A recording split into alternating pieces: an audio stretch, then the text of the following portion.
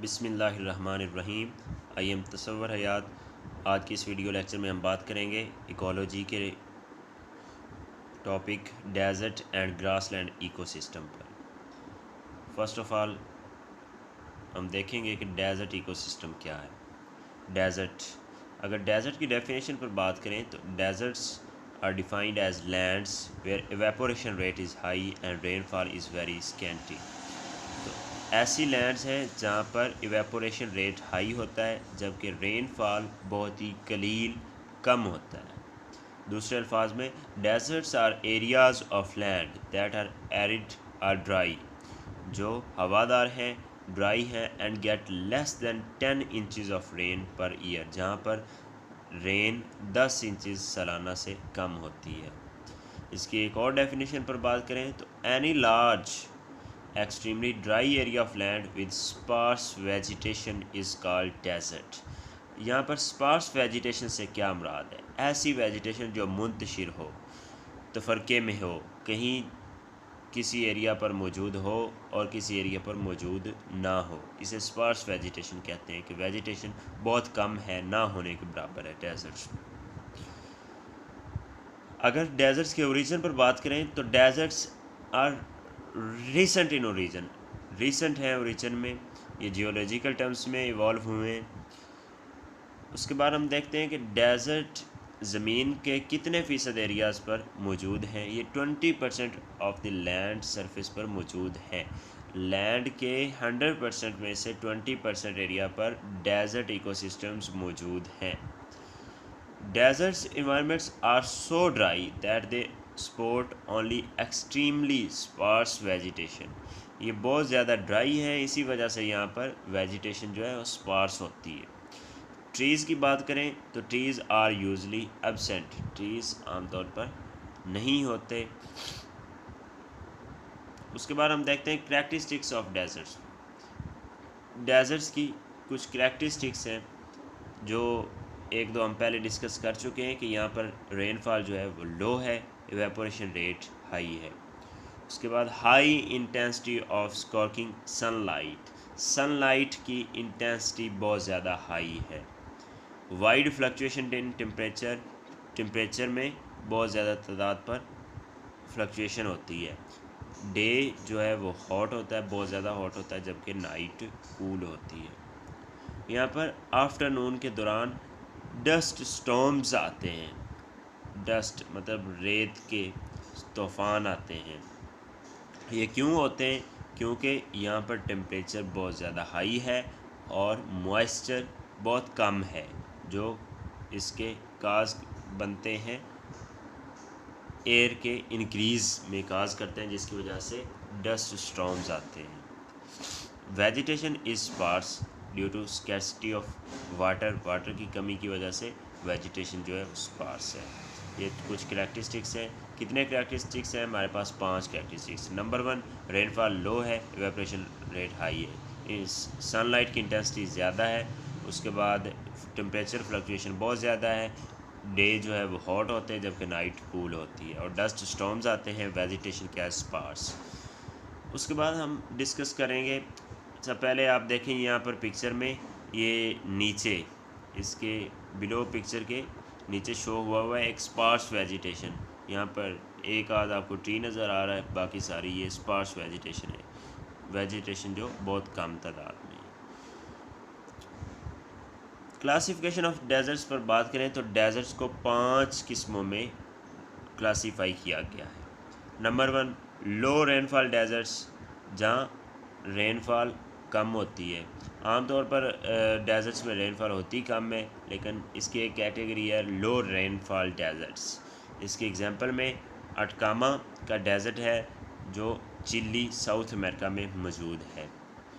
उसके बाद hot desserts हैं। हॉट डेजर्ट्स जैसे कि सहारा जो अफ्रीका में मौजूद है, कलाड़ी वो भी अफ्रीका में मौजूद है, नेबिब डेजर्ट्स ये भी अफ्रीका में मौजूद है, थर एंड चोलिस्तान के डेजर्ट्स हैं, ये पाकिस्तान में मौजूद हैं। अरेबियन डेजर्ट्स जो सऊदी अरेबिया में मौजूद हैं, लिबियान के डेजर्ट्स लिबिया में मौजूद हैं, राजस्थान के डेजर्ट जो इंडिया में मौजूद है। ये सारे हॉट डेजर्ट्स हैं, बहुत ज़्यादा गर्मी होती है इन डेजर्ट्स में। कुछ कोल्ड डेजर्ट्स भी हैं, जैसे लद्दाख, ये इंडिया में है, ये कोल्ड डेजर्ट्स है, यहाँ पर टेम्परेचर कम होता है। गोबी मंगोलिया में एक डेजर्ट है जहाँ पर टेम्परेचर कम होता है। एल्प्स इटली में एल्प्स के डेजर्ट्स हैं, ये सारे कोल्ड डेजर्ट्स हैं। उसके बाद है हमारे पास low nutrient deserts. Low nutrient deserts की एग्जांपल में नॉर्थ अमेरिकन डेजर्ट्स हैं, जिससे जैसे कि सोनरान, ये नॉर्थ अमेरिकन डेजर्ट्स है। ये क्या है? लो न्यूट्रिएंट डेजर्ट्स है, यहाँ पर न्यूट्रिएंट आमतौर पर कम होते हैं। हाई साल्ट कंटेंट डेजर्ट्स एक इसकी कैटेगरी है। इसमें क्या होता है, कौन से डेजर्ट्स हैं हमारे पास? इसमें भी चिली के डेजर्ट्स जो साउथ अमेरिका में मौजूद हैं, and Australian deserts. Australian deserts आमतौर पर हाई साल्ट कंटेंट डेजर्ट्स होते हैं। तो ये हमारे पास डेजर्ट की क्लासिफिकेशन है। उसके बाद हम अगर देखें डेजर्ट्स की क्लाइमेट को, तो उसमें कहता है environmental conditions vary considerably from one desert to another. Environmental conditions जो हैं वो वेरी करती हैं एक डेजर्ट से दूसरे तक। Some such as the Atacama and central Sahara, जो कि अफ्रीका में है, अटकामा और central Sahara. Atacama south America में है, and central Sahara receive very little rainfall, यहाँ पर रेनफॉल बहुत कम है। Other desert such as some parts of the Sonoran deserts of north America. Sonoran desert जो हैं में receive nearly 300 millimetre of rainfall annually, यहाँ पर रेनफॉल बहुत ज़्यादा है। देखिए यहाँ पर क्लाइमेट जो डेजर्ट का है ये फ़िक्स नहीं है, वेरी करता है, कहीं टेम्परेचर कम है, कहीं टेम्परेचर बहुत ज़्यादा है, कहीं रेनफॉल बहुत कम है, कहीं रेनफॉल बहुत ज़्यादा है। या आमतौर पर हम कहते हैं कि टेम्परेचर वो हॉट होता है जबकि रेनफॉल वो कम होता है। तो generally hot deserts have a rainfall of less than 25 millimetre per year. यहाँ पर अब बात कर रहा है कि हॉट डेजर्ट का जो रेनफॉल है वो 25 मिलीमीटर पर ईयर से भी कम है। The driest deserts of the world are those of central Australia and as described above Sahara Africa, where annual rainfall is less than 2 millimetre. कुछ ऐसे भी डेजर्ट्स हैं जो बहुत ज़्यादा ड्राइएस्ट हैं, यहाँ पर रेनफॉल 2 मिलीमीटर सालाना से भी कम है। तो ये इसके क्लाइमेट वेरी करती है एक डेजर्ट से दूसरे डेजर्ट तक। दीज डेजर्ट्स हैव नो और लिटिल वेजिटेशन। ये जो हमारे पास ड्राइएस्ट डेजर्ट्स हैं, यहाँ पर वेजिटेशन जो है ना होने के बराबर है या बिल्कुल थोड़ी तादाद में मौजूद है। However some deserts can be bitterly cold. कुछ डेजर्ट्स जो वो कोल्ड हैं। For example average winter temperature at डेजिमिन यूडेड मंगोलिया, ये मंगोलिया के डेजर्ट है, डेजिमिन यूडेड in the Gobi desert of central Asia sometimes fall to -20 degree Celsius. यहाँ पर देखें कि जो टेम्परेचर है वो -20 डिग्री सेल्सियस पर भी फॉल कर जाता है। तो इसमें आप समझ लें कि क्लाइमेट डेजर्ट्स की फ़िक्स नहीं है, ये बहुत हाईली वेरिएबल है। वन डेजर्ट कहीं किसी डेजर्ट में कुछ है, दूसरे डेजर्ट में कुछ है। उसके बाद इसकी सॉयल पर बात करें तो soil, desert plants and animals can turn this landscape into a mosaic of diverse soils. यहाँ पर सॉयल जो है वो डाइवर्स है, कुछ लिथोसोल है, कुछ कैलिक है। लिथोसोल सॉयल की यहाँ पर दो टाइप्स डिस्क्राइब की गई हैं, लिथोसोल्स और कैलिक। लिथोसोल्स क्या है? Desert soils are generally so low in organic matter that they are sometimes classified as lithosols. जो डेजर्ट्स की सॉइल्स हैं वो बहुत कम हैं, उनमें ऑर्गेनिक मैटर बहुत कम है, इस वजह से उनको लिथोसोल्स कहा जाता है। विच मीन्स स्टोन और मिनरल सॉइल, इनको स्टोन और मिनरल सॉइल भी कहा जाता है। However, the soils under desert shrubs, जो यहाँ पर जड़ी बूटियाँ हैं उनके नीचे जो सॉयल है often contain large amount of organic matter है and form islands of fertility, और वो आइलैंड बनाते हैं फर्टिलिटी, जहाँ पर फर्टिलिटी रेट हाई होता है। तो ये देखें सॉयल में भी इसकी वैरायटी है, कुछ लिथो सॉयल है जहाँ पर ऑर्गेनिक मैटर बहुत कम है, और कुछ सॉयल ऐसी है जहाँ पर ऑर्गेनिक मैटर बहुत ज़्यादा है जो कि शब्स के नीचे मौजूद है। उसके बाद इसकी दूसरी कैटेगरी है कैलिक। कैलिक क्या है? कैलिक ऐसी सॉयल है जिसमें कैल्शियम कार्बोनेट जमा हो जाते हैं। एज डेजर्ट सॉयल्स एज जैसे जैसे डेजर्ट सॉइल्स की उम्र बढ़ती है they tend to form a calcium carbonate है, ये कैल्शियम कार्बोनेट बनाना शुरू कर देते हैं। Rich hard pan horizon called calcic, एक होराइजन जो रिच है हार्ड पैन कैल्शियम कार्बोनेट में, उसे कैलिक कहते हैं। The extent of calcic in formation has proved a useful tool for ageing these soils. तो इस कैलिक की बुनियाद पर हम उस सॉइल की उम्र का अंदाज़ा लगा सकते हैं कि उसकी एज क्या है। अब हम बात करते हैं बायोलॉजी ऑफ डेजर्ट्स की, डेजर्ट्स के फाना और फ्लोरा पर। प्लांट्स जो हैं वो डेजर्ट्स में पहले ही डिस्कस कर चुके हैं कि वेजिटेशन जो है बड़ी स्पार्स है, ट्रीज़ जो है ना होने के बराबर हैं, तो प्लांट कवर जो है वो बहुत कम है। Plant cover is absent from many places, बहुत ज़्यादा जगह पर प्लांट कवर जो है वो एब्सेंट है। Exposing soils and other geological features where there is plant cover it is sparse, अगर जहाँ पर प्लांट कवर है भी वो भी स्पार्स है, मुंतशिर है, मतलब वो घना नहीं है बल्कि वो टुकड़ों में फैला हुआ है। तो इसके एग्जांपल्स की बात करें कि कौन कौन से प्लांट्स मौजूद हैं डेजर्ट्स में, तो उसमें in most hot deserts there occurs plant like cacti, cactus, acacia, euphorbias, prickly pears etcetera, ये जो है प्लांट्स पाए जाते हैं।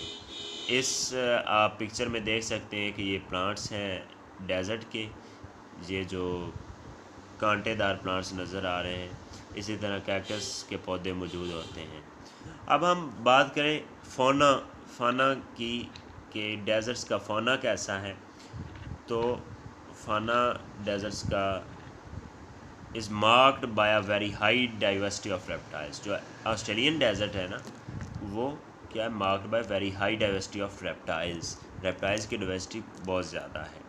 Lizards and snakes in comparison with other region, दूसरे रीजन्स की निस्बत ऑस्ट्रेलियन रीजन्स में जो रेप्टाइल्स वो बहुत ज़्यादा हैं। अगर हम ऑस्ट्रेलियन मैमल्स की बात करें तो ऑस्ट्रेलियन मैमल्स मोस्टली मार्सोपियल्स होते हैं, तो include a wide range of kangaroos, wallabies, bandicoots, moles, European rabbit and camels introduced by humans. अब यूरोपियन रैबिट्स एंड कैमल्स जो हैं ये इंट्रोड्यूस किए गए ह्यूमंस से, ये ह्यूमंस ने यूरोपियन रैबिट एंड कैमल्स इस डेजर्ट में लाए हैं ताकि इनका फाना को मज़ीद डाइवर्स किया जा सके। तो अब हमने देखा कि ऑस्ट्रेलियन डेजर्ट्स में रेप्टाइल्स बहुत ज़्यादा तादाद में हैं, मैमल्स में कैंगरूज, वेलाबीज, बैंडिकूट्स, मोल हैं, और जबकि यूरोपियन रैबिट एंड कैमल्स भी यहाँ पर इंट्रोड्यूस करवाए गए। हॉट डेजर्ट्स की बात करें तो hot deserts have following mammals. Hot deserts के मैमल्स कौन से हैं? कैमल्स हैं, डंकीज़ हैं, गोट्स हैं, शीप, हॉर्सेस हैं। जबकि अगर यहाँ पर वाइल्ड मैमल्स की बात करें तो वाइल्ड मैमल्स में बहुत रेयर स्पीशीज़ हैं, गैज़ल्स की, आइपेक्सिस की और यक्सिस की। तो इसके बाद हम बात करते हैं लार्ज कार्निवोर्स। लार्ज कार्निवोर्स में हमारे पास फॉक्सेस हैं, हायनास हैं, वॉल्व्स हैं, जैकल्स हैं, several cat species, lion has become extinct there, जबकि लाइन यहाँ पर एक्सटिंक्ट हो चुका है डेजर्ट के अंदर। उसके बाद हम बर्ड्स फाना की बात करें तो बर्ड्स फाना includes पैट्रिजेस, क्वेल्स, busters, sand ग्राउसेस, vultures etcetera. तो ये हमने डिस्कस किया बायोलॉजी को डेजर्ट की। यहाँ पर मैमल्स और रेप्टाइल्स, बर्ड्स के भी कुछ स्पीशीज़ हैं जिनको डिस्कस किया है। अब हम बात करें कि डेजर्ट्स पर ह्यूमन इन्फ्लुएंसेस क्या हैं। यहाँ पर एक बड़ी इंटरेस्टिंग चीज़ है कि जैसे ह्यूमन बहुत से इकोसिस्टम को तबाह कर रहा है, लेकिन डेजर्ट जो इकोसिस्टम है इसको ह्यूमन ने इंक्रीज़ किया है, इसको आबाद किया है। ये इस प्रोसेस को डेजर्टिफिकेशन कहा जाता है। यहाँ पर देखें तो while human activities are reducing the extent of many biomes, ये रिड्यूस कर रहे हैं बहुत से बायोम्स को, they are causing the spread of deserts. यहाँ पर एक इंटरेस्टिंगली ह्यूमंस क्या कर रहे हैं, स्प्रेड ऑफ डेजर्ट्स में मदद कर रहे हैं, इस प्रोसेस को डेजर्टिफिकेशन कहा जाता है। Many desert landscape that once supported irrigated agriculture no grow लिल as a result of salt accumulation in their soils. कहता है कि यहाँ पर जो इरीगेटेड एग्रीकल्चर थी, यहाँ पर कुछ थोड़ी तादाद में साल्ट एक्यूमुलेशन सॉइल्स में होगी। The desert is the one biome that because of human activity is increasing in area. ये ओनली बायोम है जो ह्यूमन एक्टिविटी की वजह से इंक्रीज कर रहा है। Humanities challenge is to stop the spread of deserts that comes at the expense of other biomes, जो दूसरे biomes में उसको कम कर रहा है, and to establish a balanced use of deserts that safeguards their inhabitants, humans और non humans को वो यहाँ पर establish कर रहा है, उनका balance कर रहा है। तो ये हमारे पास था डेजर्ट इकोसिस्टम। अब दूसरा टॉपिक आज की इस वीडियो लेक्चर में हमारा है ग्रासलैंड इकोसिस्टम। ग्रासलैंड इकोसिस्टम की डेफिनेशन है, grassland is the area in which the vegetation is dominated by nearly continuous cover of grasses. यहाँ पर जो वेजिटेशन है कंटिन्यूसली कवर ऑफ ग्रासेस से डोमिनेंट है, वेजिटेशन बहुत ज़्यादा है। अगर हम बात करें कि ग्रासलैंड इकोसिस्टम ने लैंड का कितना एरिया कवर किया, तो ये 42% हुआ करता था। किसी दौर में ये 42% ग्रासलैंड मौजूद थी पूरे लैंड एरिया पर, लेकिन अब कितनी है? Today however much of it is under cultivation and its cover is used to 19% of total land area of the world. अब ये 19% पर हो गया है, यानी कि अब डेजर्ट से भी कम हो गया। डेजर्ट का कितना? 20% एरिया लैंड पर, तो ग्रासलैंड का 19% है। यहाँ देखें कि ह्यूमन एक्टिविटीज़ की वजह से 42% से ग्रासलैंड एरिया 19% तक रिस्ट्रिक्ट हो चुका है। Like the savannas, deserts and scrublands into which they commonly blend, grasslands arose during the period of cooling and drying of the global climate। कह रहा है कि अगर हम ग्रासलैंड के ओरिजिन की बात करें तो ग्रासलैंड उस पीरियड में ओरिजिनेट हुए हैं जहाँ पर कूलिंग एंड ड्राइंग के दरमियान के पीरियड में क्लाइमेट में कूलिंग और ड्राइंग का वक्फा था। Which occur during the Cenozoic era, जो सीनोजोइक ईरा में इवॉल्व हुए हैं almost 65.5 million years ago to the present. ये 65.5 मिलियन ईयर्स अगो इवॉल्व हुए हैं। अब हम बात करते हैं क्लासिफिकेशन ऑफ डेजर्ट्स। डेजर्ट्स को दो किस्मों में क्लासीफाई किया गया है, एक है टेम्परेट ग्रासलैंड, दूसरी ट्रॉपिकल ग्रासलैंड्स। टेम्परेट मतलब ठंडे इलाके एंड ट्रॉपिकल एक्सट्रीम हाई इलाके जहाँ पर टेम्परेचर ज़्यादा होता है। तो टेम्परेट ग्रासलैंड्स क्या हैं इसको देखते हैं। These grasslands are variously known as prairies. इनको प्रेरीज आमतौर पर कहा जाता है। इन नॉर्थ अमेरिका में इनको प्रेरीज कहा जाता है, जबकि साउथ अफ्रीका में इनको वेल्ड कहा जाता है। एशिया में इनको स्टेपी कहा जाता है, जबकि पुस्ता इनको हंगरी में पुस्ता कहा जाता है।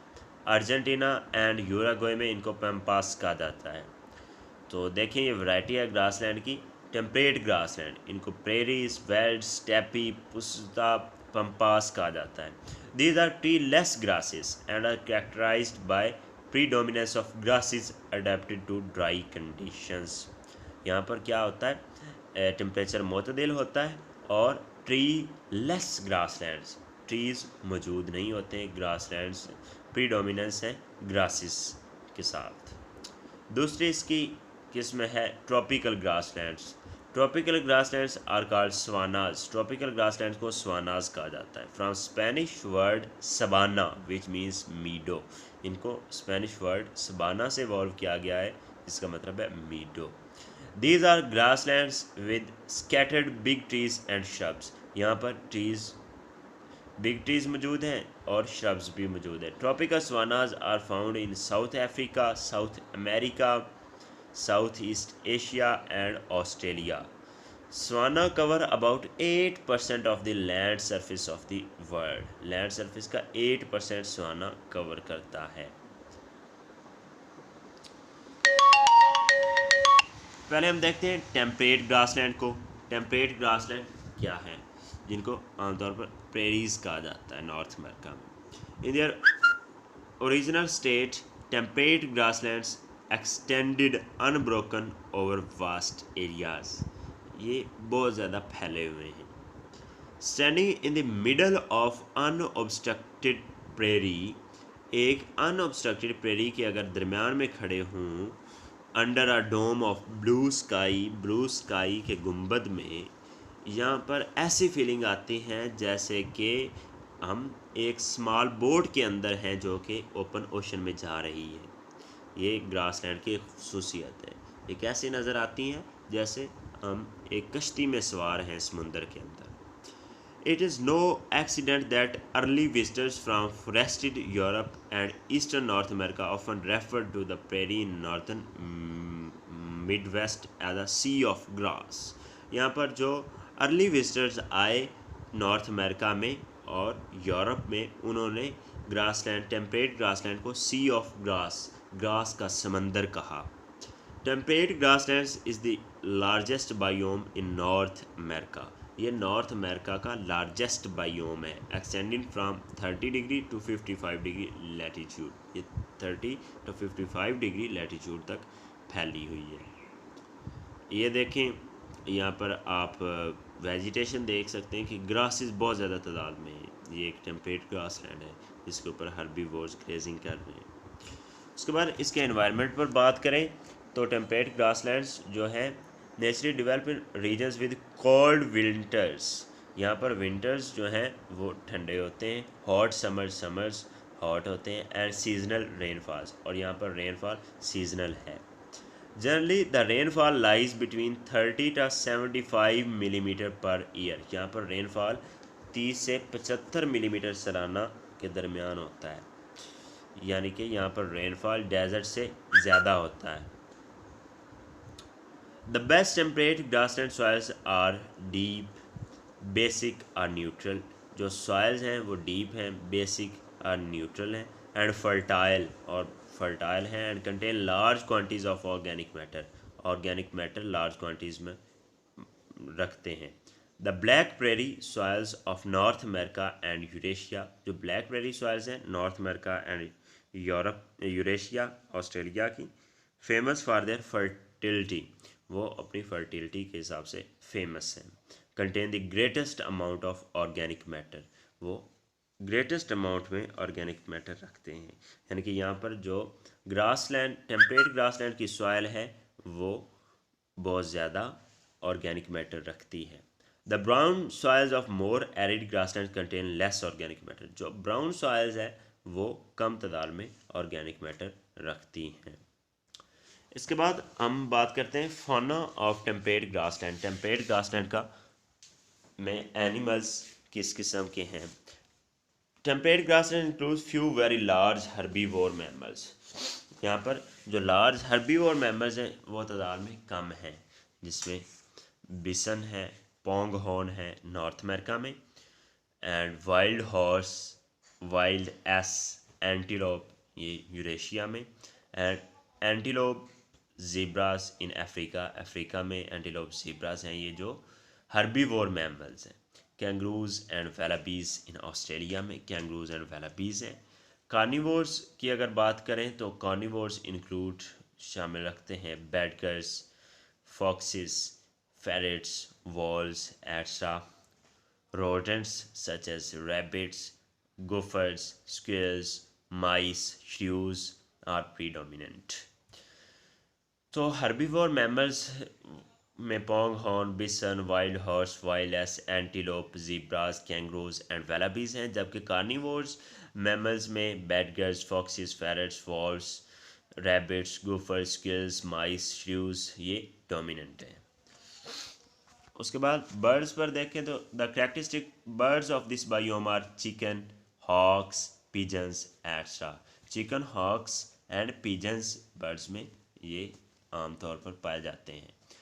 उसके बाद रेप्टाइल्स में लिजर्ड्स एंड स्नेक्स कॉमन है।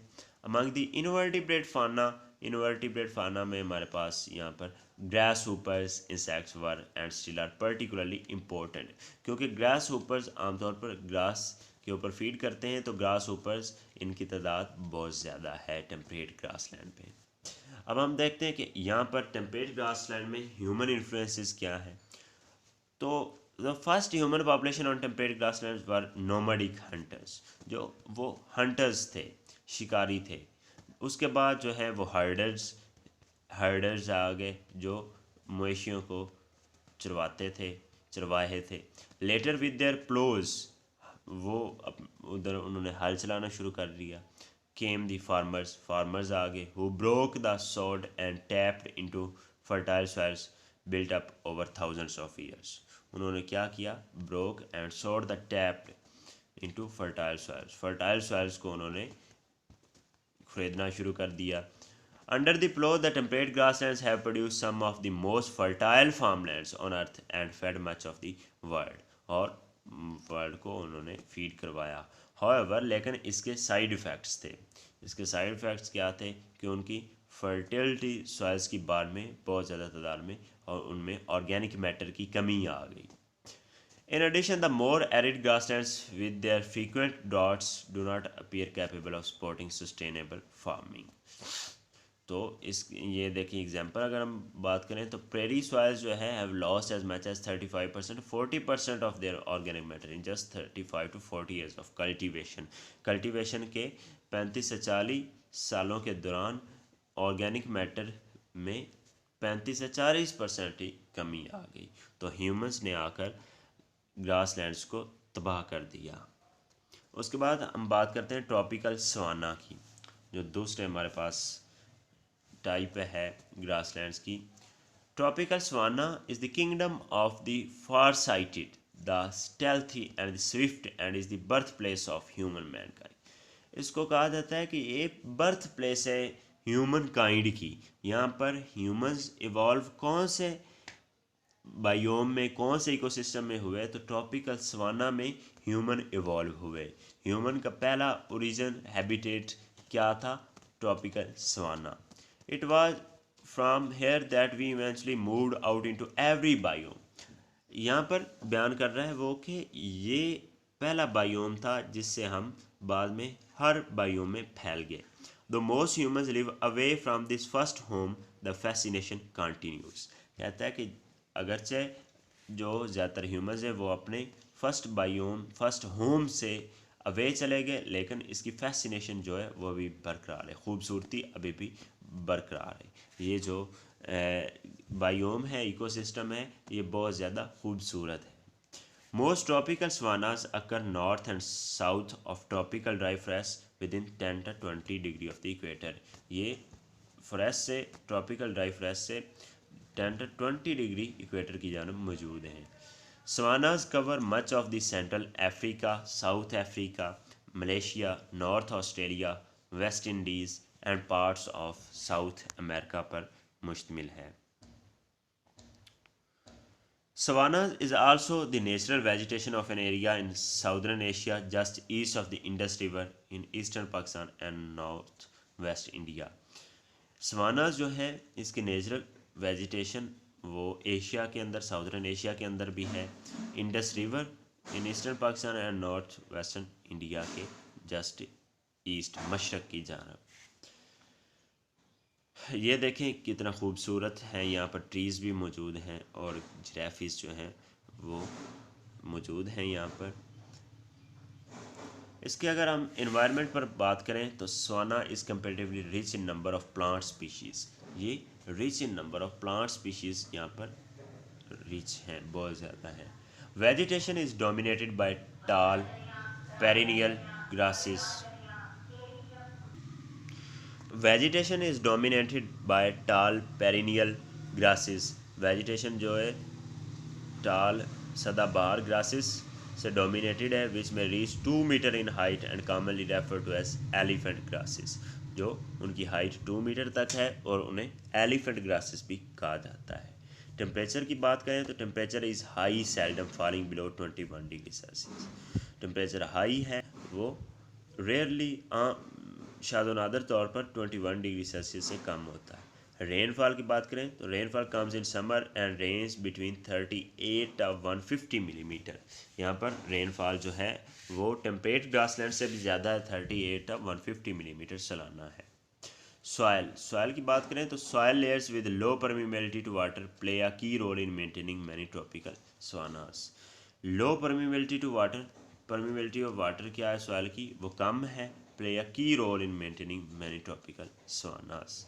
सॉयल एक अहम किरदार अदा करती है ट्रॉपिकल सवानास को मेंटेन करने में। अगर हम इसके फाना पर बात करें तो tropical grasslands of Africa have herbivores like zebra, antelope, giraffe, elephant, gazelle, monkey, apes, rhinoceros, hippopotamus, wild beast and humans। humans जो हैं वो इसके omnivores हैं ट्रॉपिकल सवाना के, क्योंकि humans ने ही इवॉल्व किया था, इसी बायोम के अंदर ह्यूमंस इवॉल्व हुए थे। अगर कार्निवोर्स की बात करें तो कार्निवोर्स में lions, tigers, hyenas, wolves, jackals मौजूद हैं। The tropical grasslands of Malaya include gibbons, tapirs, antelopes, elephants extra, whereas in Australian savanna kangaroos and wallabies are dominant. Australia में कैंगरूज एंड फैलाबीज जो कि मार्सूपियल मेंबर्स हैं वो dominant है। Last पर हमारे पास है ह्यूमन इन्फ्लुएंसेस। ह्यूमंस का क्या किरदार है ट्रॉपिकल सवाना पर, तो देखते हैं। Humans are in some measure a product of this savanna. एक हिसाब से ह्यूमंस क्या हैं, प्रोडक्ट हैं सवाना का, and this savanna in turn has been influenced by human activity. तो दूसरी जानब ह्यूमंस ने अपने ही होम को मुतासर किया है।